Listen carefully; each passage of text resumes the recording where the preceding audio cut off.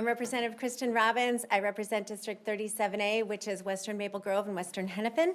And I'm also the chair of the new Fraud and State Agency Oversight Committee in the House. And I'm here to talk about the work of our committee. As you know, we were supposed to have our first hearing today at 8:15, and it was unceremoniously canceled over the weekend. So we still wanted to show you that we are here doing the work and what the hearing would have brought forth, and the other topics we're going to be working on during this time while we wait to have another public hearing, hopefully very soon. So the topic originally for today was we had invited Commissioner Jody Harpstead from DHS to come over and share with us her insights of what has gone on in her tenure at the committee. As you know, there's nearly been $500 million in fraud since 2019, and a lot of it is under the purview of that committee. So we had invited her, and she declined. So our next person we had invited was Bill Glahn. He's a senior policy fellow at the Center of the American Experiment, and he was coming to share his fraud and waste tracker that he has put together for the Center of the American Experiment, and share his testimony of what he's discovered in all these different areas. And I'll just note that he put together this entire fraud tracker, and it's available on the Center's website.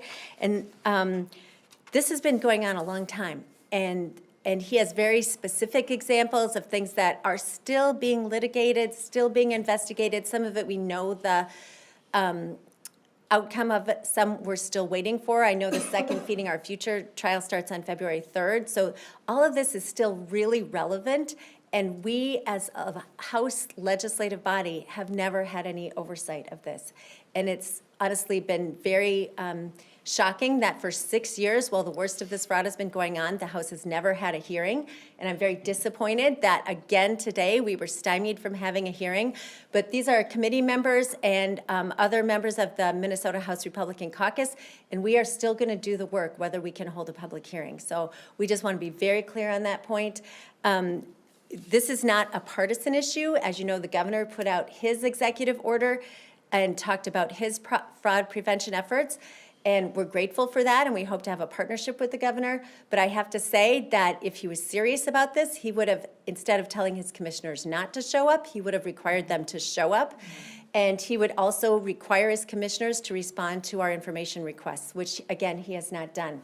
So I think the proof will be in the pudding on whether the governor is serious about working with us on fraud. But either way, we are going forward with our work. And, I just want to remind everyone that we've said it a couple times, it's not a partisan issue, but former U.S. Attorney Andy Lugar highlighted this when he was talking about fraud. And he said, quote, "I think there needs to be a lot more done, and people need to have more serious conversations about getting to the root of this and stopping it before it happens.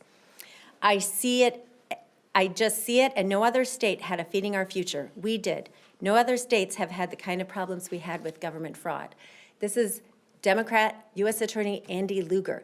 He says we have to get a handle on it and stop it before it happens. And that is the mission of our committee, and we are very committed to it. In addition to doing the overview with Bill Glahn, we also plan to have hearings on individual issues, including CCAP, including medical transportation, including other things whistleblowers have been bringing to us. People ask me, what are you going to do now that you can't have the hearings? Well, we're doing the work. In the last 2 weeks, I can't count the number of whistleblowers who have reached out to us from state agencies, people who want to share what they know is going on and they felt that they didn't have a voice or wouldn't be protected. So we just want everyone to know we will honor the whistleblower protections. I'm also chief authoring a bill that will provide additional whistleblower protections in the House. That bill was heard in the Senate last week, and it had a hearing scheduled for tomorrow, which was canceled. But we are committed to whistleblower protections, and we are also setting up on our committee page a whistleblower sort of portal where people can provide information, and we'll reach back to you and provide confidentiality and have meetings so that their identity is protected. The people who work on these programs, by and large, want to make sure the people they're there to serve get served. And they share our frustration about the fraud that's going on because it's not helping Minnesotans. So we are here to say that the committee work is going to continue. We will continue to meet with whistleblowers, continue to identify topics that need attention, and hope our Democratic colleagues come and join us in this work. It is a bipartisan issue. It's a separation of powers issue. The legislative branch should be providing oversight of the executive branch. And so I hope our colleagues show up this afternoon and we can get back to work. If so, I'll maybe try to still get another hearing this week, but otherwise the work continues. We are committed to solving the problem of fraud in state government, and we owe it to the taxpayers and the citizens of Minnesota to continue. So, any questions? You said you couldn't count the whistleblower complaints. I bet you could. How many are there? Oh my gosh. I mean, if I really sat down, I have a spreadsheet in my office, but at least 24 of people have reached out over the last week. And what's really heartbreaking is, so I've had conversations by phone with some of them already, and others I have meetings scheduled with. But there was one I was supposed to have a conversation with on Friday, and this person accepted the call Friday only to the point to say that this person had been told he was not allowed to talk to me. People are scared. This is happening in real time in our state, where people know there's fraud and they want to report it, and then they are clamped down on. That happened to me Friday morning. And so we just want to assure people that there is a fairly strong whistleblower protection law already on the books, and we are going to follow it and enforce it and protect them. But we are also working to even expand the whistleblower protection in Minnesota. Are most of those whistleblowers coming from like one particular agency, like DHS, or I guess what does that look like, their representation? You know, so far it's been a fairly broad, across broad number of agencies of government. So certainly DHS we've been in contact with people there, but it's not only state agencies. I've had people on the private sector side who administer the grants come and contact me and say what they have found and what they are seeing and the red flags they encounter. So it's both private sector, people who are trying to provide services to the best of their ability, and finding fraud, and people in agencies. Do you think Armstead would have a different answer when she is no longer the commissioner? Isn't that in a couple of weeks? You know, that's why we wanted her today, because her last day is February 3rd. So today was the last day our committee is scheduled where she will be in office. And it's a significant disappointment that A, she declined, and then B, our hearing was canceled. I don't know that she will make herself available when she's not a public employee, but we'll certainly reach out to her. And I do have a private meeting scheduled with her on the 29th, which I believe is Wednesday. So I am going to have a private meeting with her while she's still in office. Could you schedule a hearing for a different date if this committee were to actually lawfully be formed? If that, if the House has a quorum, this committee is actually formed, then you could schedule a hearing and have her come before her last date. Yes, as chair, I have the latitude to schedule a different meeting than the hearing schedule. Our hearing schedule is Mondays at 8:15. So I would have the latitude to get that squeezed in. If our colleagues on the other side come today, we would certainly do that. I would shoot for Friday morning at 8:15 because I know there's a room available.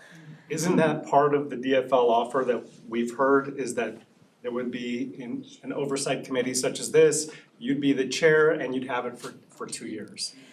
You know, I'm not privy to those nuanced discussions. I've heard they are willing to support an oversight committee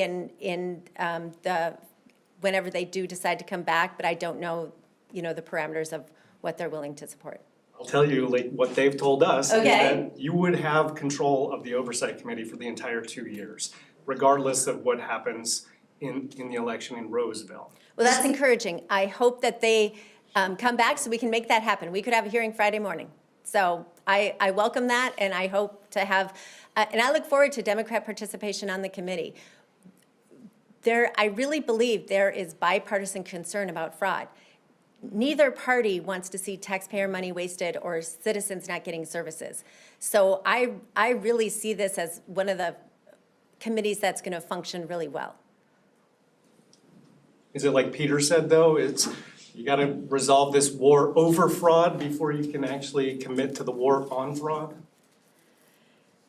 I don't see it as a war over fraud internally. I think this is the legislative branch doing our work. Our caucus has shown up. We're here every day. I've been here every day since January 14th. I'll be here tomorrow.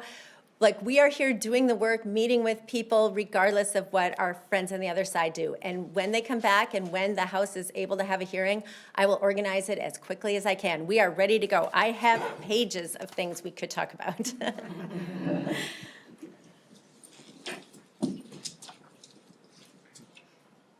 Anyone else? Oh, and check out our new logo. It's fantastic. Thank you. Thank you.